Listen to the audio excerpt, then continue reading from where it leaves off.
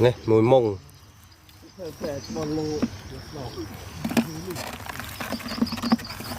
khả năng ọt lưỡi này rộ mông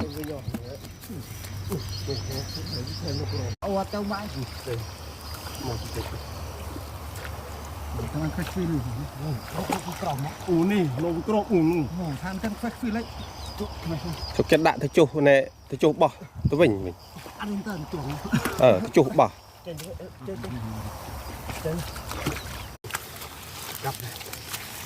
lưỡi này Phật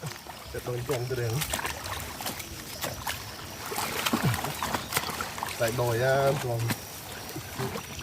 lưỡi này mà cắt cắt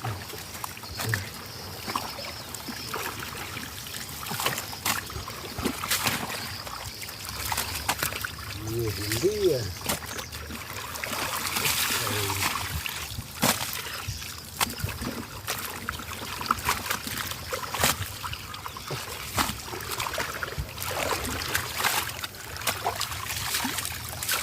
đó nè, ở việc chọn cọp nữa này sẽ mình cắt này phải rồi gì cắt mấy đi rồi ấy út sẽ tầng lên này bằng bồn bằng bạch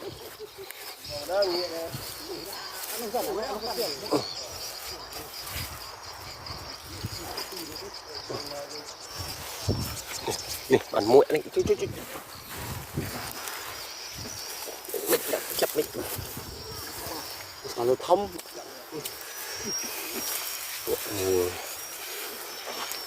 phải lệ hình mà ô nhìn mới tiết á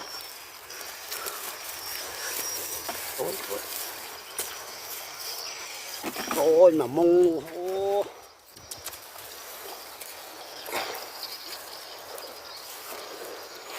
một cái ngắt tan không nọ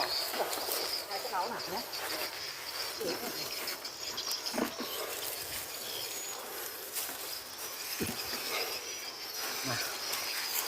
dây tuồng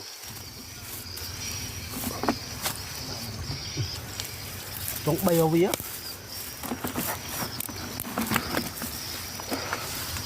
thương chảy miền tây đến này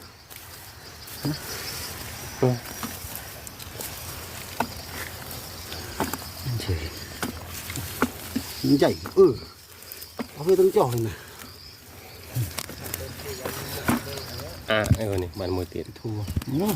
phần này hay nè